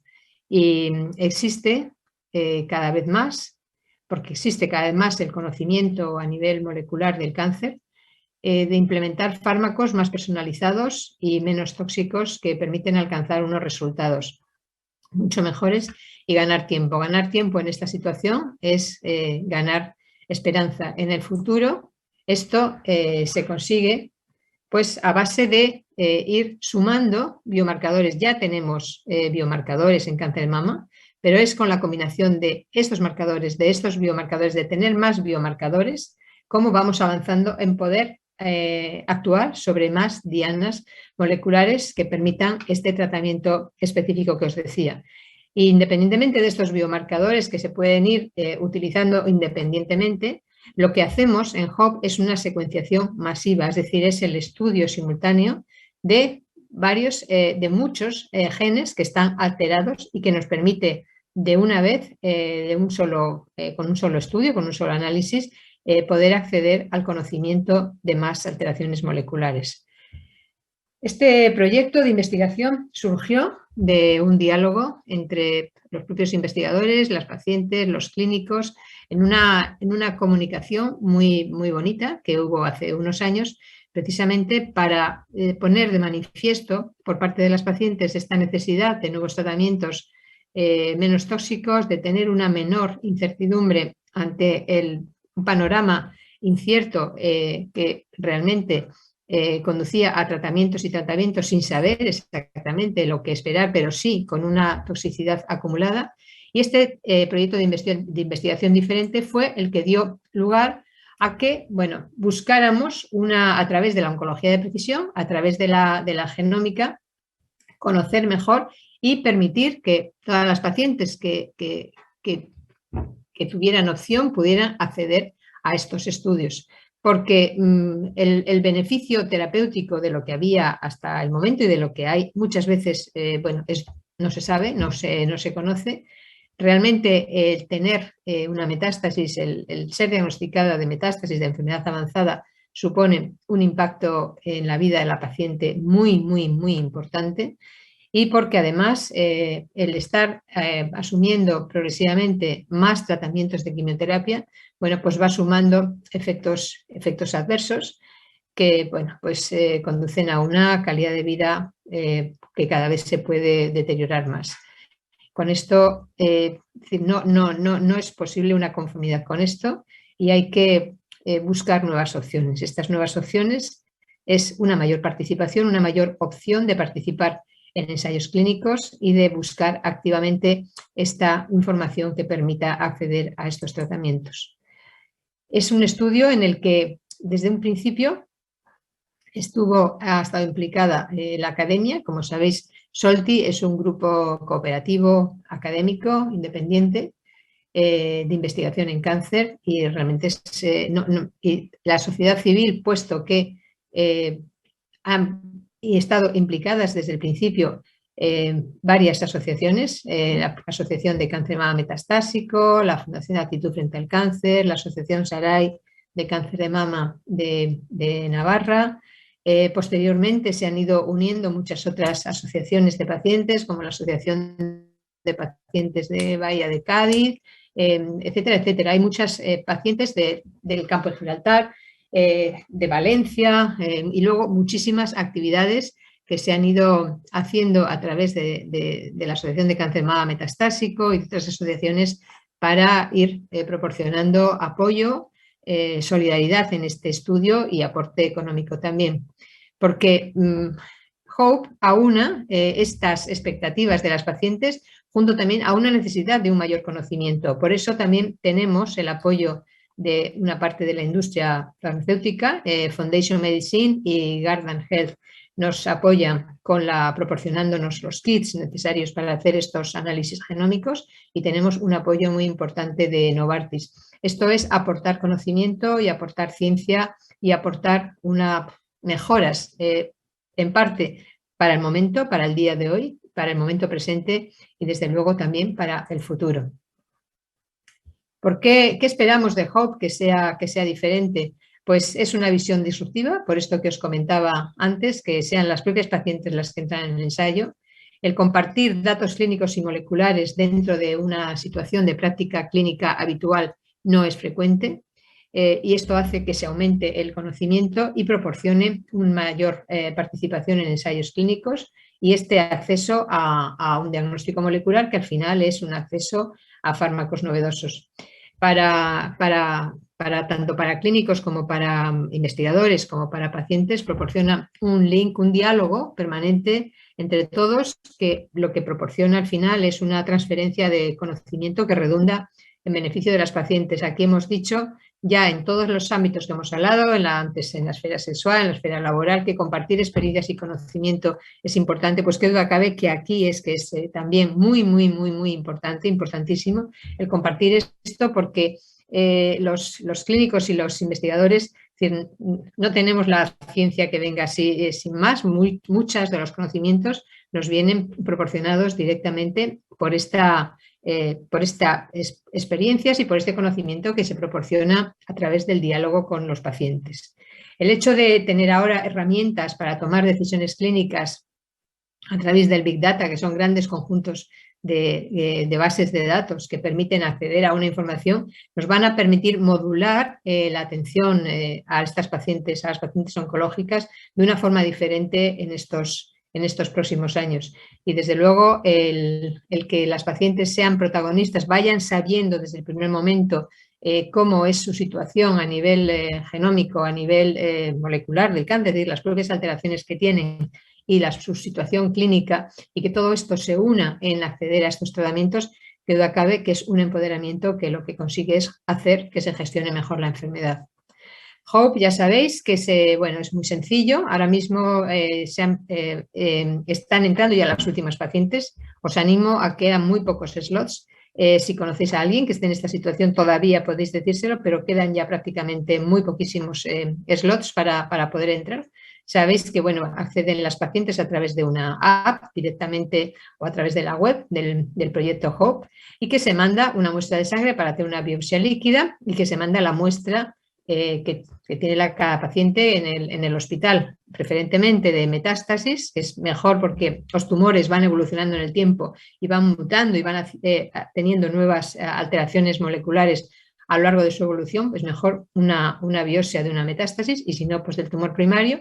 Entonces, con los resultados de estas dos, tanto de la biopsia sólida, que se analiza a través de Foundation One, como de la biopsia líquida, que se analiza a través de Garda, se proporcionan unos informes que vienen a un Molecular Advisory Board que analiza todo este conjunto de resultados de los pacientes y facilita un informe a la paciente diciéndole qué alteraciones tiene y si según esas alteraciones que se han detectado, si puede acceder o qué tipos de ensayos clínicos podría acceder en su caso concreto. Es decir, estamos dentro de la oncología de precisión, de la oncología personalizada que atiende en función de las características moleculares.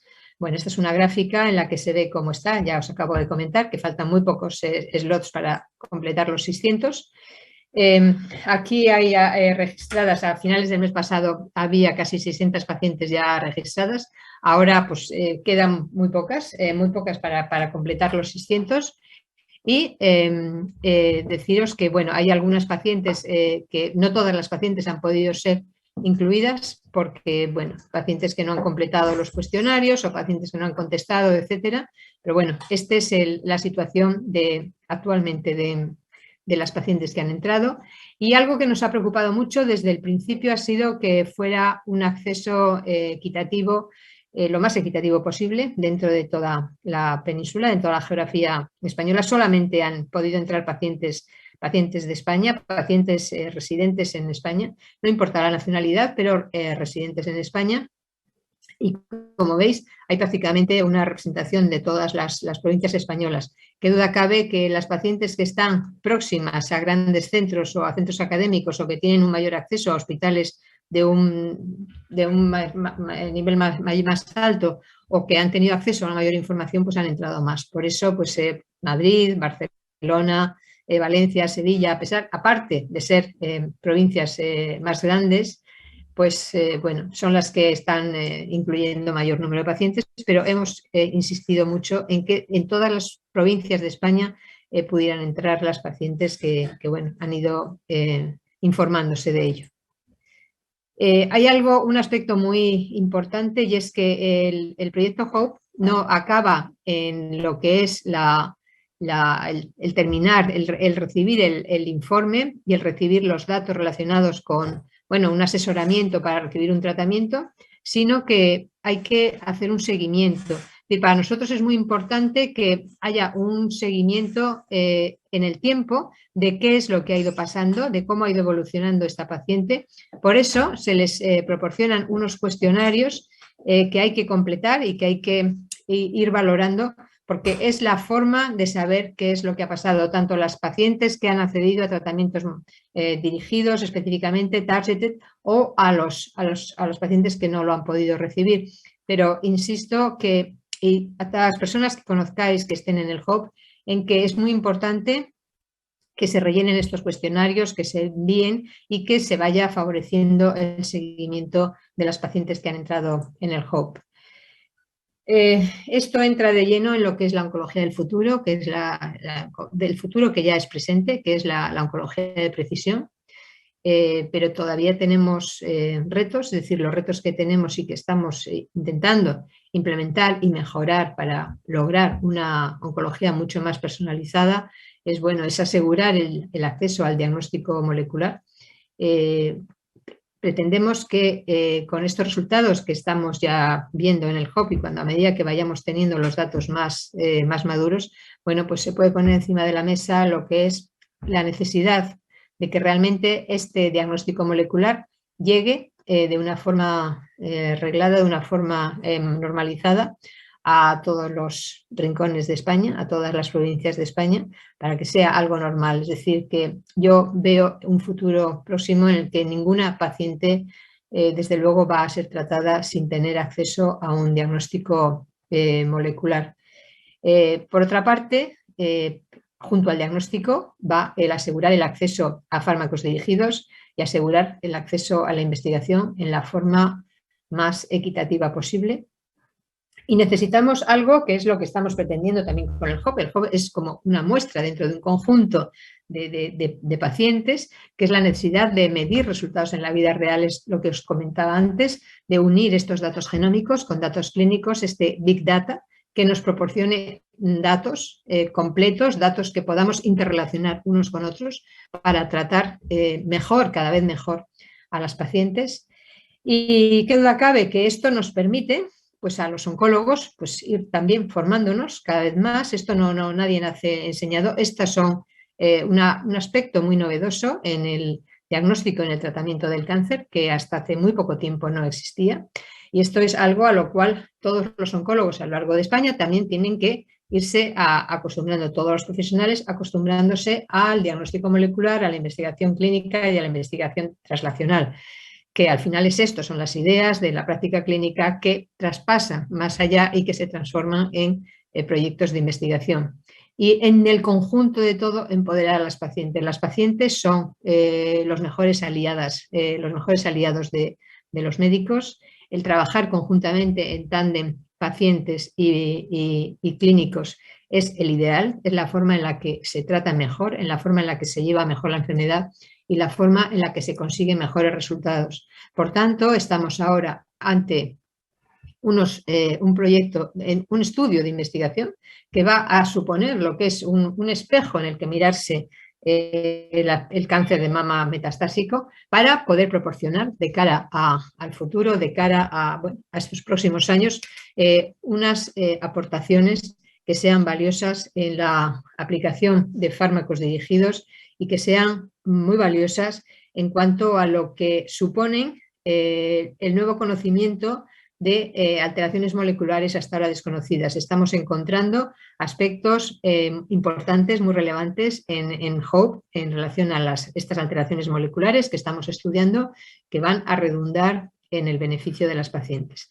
Así es que muchas gracias a todas las pacientes que han participado. Os invito a que sigáis enviando vuestros cuestionarios de seguimiento y de evaluación, y estamos para solventar cualquier problema y cualquier duda que pueda presentarse en este sentido. Muchas gracias. A continuación vamos a pasar a, primero comentar si hay alguna pregunta en relación con esto, o dejamos para el final si queréis hacer alguna pregunta. Si no, vamos a pasar a continuación a la presentación de nuestro compañero Fernando Salvador, que es el Scientific Manager en Solti, que nos va a presentar los proyectos actualmente en curso en Solti. Hola a todos y todas, mi nombre es Fernando Salvador y soy manager científico en Solti. Durante los próximos minutos os trataré de explicar de una manera concisa qué es Solti, quiénes los componen, a qué nos dedicamos y cuál es el objetivo del grupo. Solti es un grupo académico con más de 25 años de trayectoria dedicado a promover y llevar a cabo la investigación clínica en cáncer, mayoritariamente cáncer de mama, pero no exclusivamente este tipo de tumor, dado que recientemente hemos comenzado algún estudio clínico en pacientes con otros tipos de tumores. Solti está formado por más de 400 socios especialistas de diferentes disciplinas, es decir, no solamente oncólogos, sino también radiólogos, especialistas en anatomía patológica, investigadores dedicados más a los procesos de laboratorio. Todos estos socios investigadores se encuentran distribuidos en más de 100 hospitales que componen nuestra red, mayoritariamente en España, pero también trabajamos con centros en Portugal, Francia o Italia. ¿Qué es lo que hacemos en Solti? ¿Cuál es nuestra misión?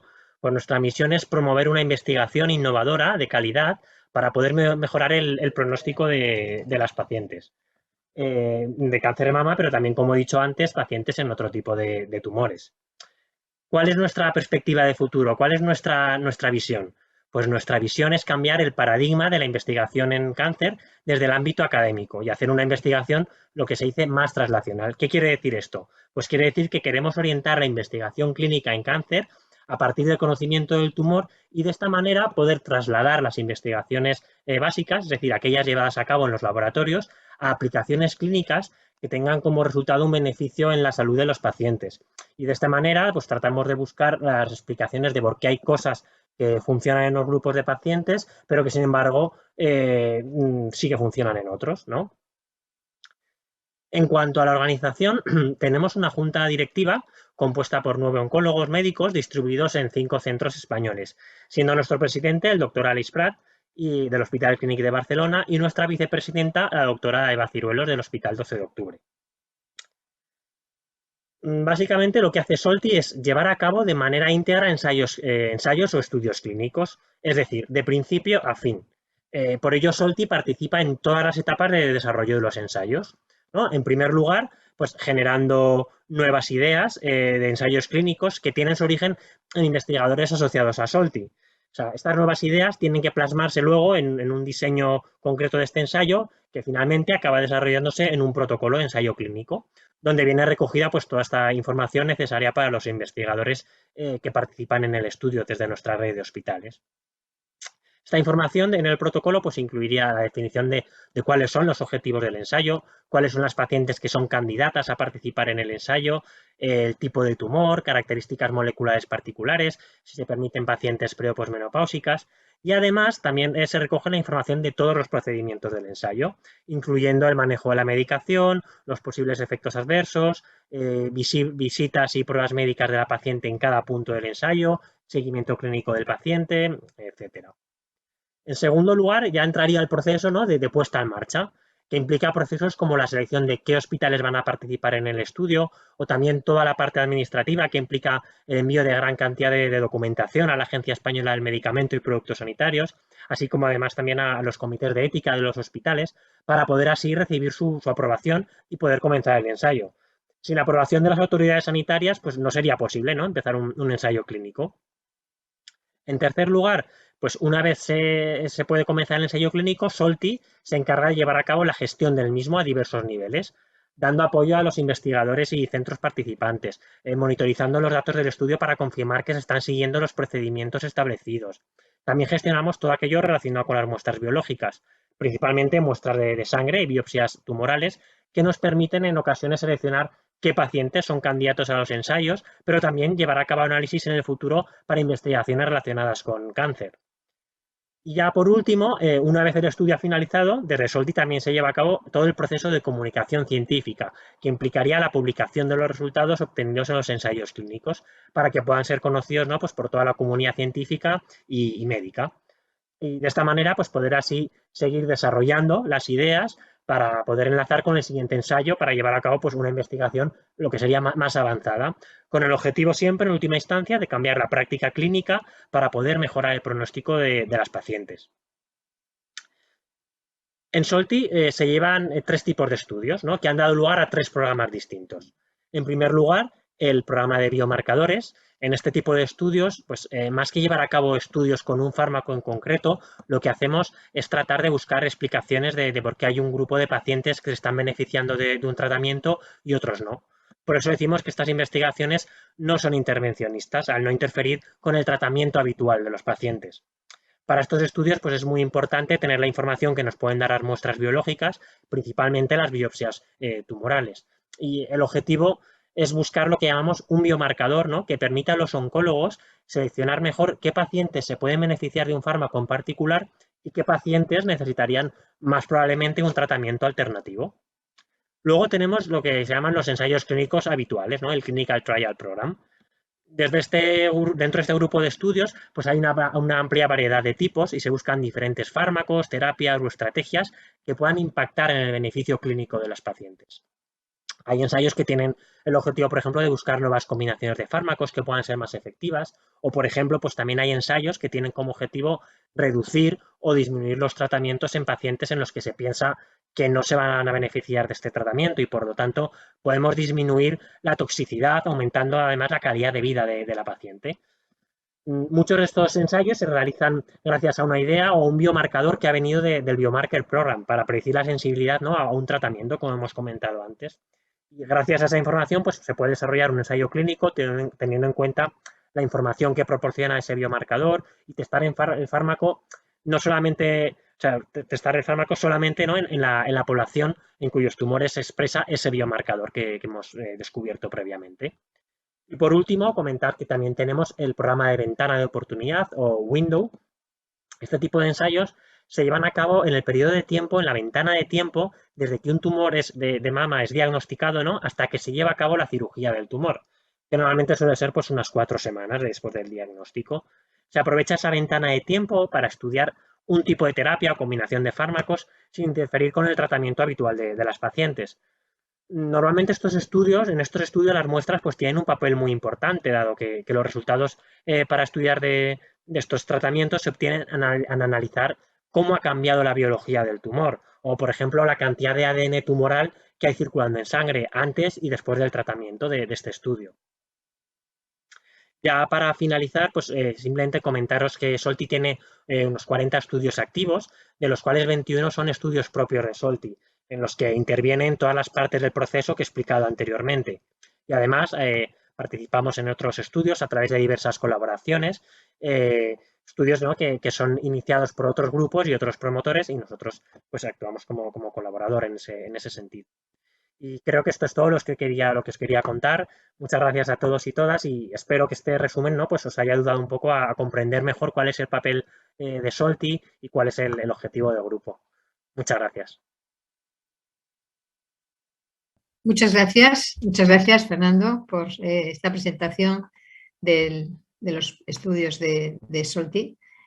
SOLTI, como hemos dicho a lo largo de este taller, es un grupo dedicado por y para los pacientes. Es un grupo muy vocacional, un grupo académico de investigadores cuyo máximo exponente es buscar el beneficio de los pacientes y que además hace ya un poco de tiempo en una etapa en la que la colaboración con los pacientes es decisiva, es fundamental, como lo demuestra la realización de estos talleres y otras muchísimas iniciativas que se llevan a cabo desde SOLTI, porque creemos y confiamos en el empoderamiento de las pacientes, en el mejor conocimiento de las pacientes de sus tumores, en el mejor conocimiento de todo lo que acontece en torno a la trayectoria del cáncer y confiamos en esto precisamente, en que todo ello va a hacer que se mejore las posibilidades diagnósticas y terapéuticas de las pacientes conjuntamente entre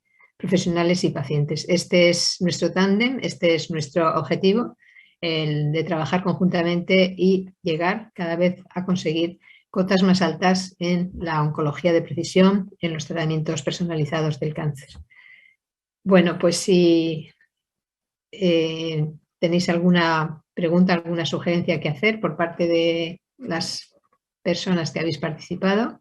Si no, quiero daros las gracias a todas, Sonia, Izaskun, Elena y Pilar. Hemos recibido ya bastantes felicitaciones a través del chat de pacientes y de personas que han estado participando en este taller. Yo creo que ha cumplido las expectativas que nos habíamos planteado. Creemos que se han tocado dos temas muy importantes que seguramente habrá que seguir, seguramente no, segurísimo, va a haber que seguir trabajando en el futuro, pero bueno, esto es empezar a abrir camino y dar oportunidades a los pacientes para mejorar la calidad de vida en todas las esferas de la vida. Muchas gracias a todas y buenas tardes.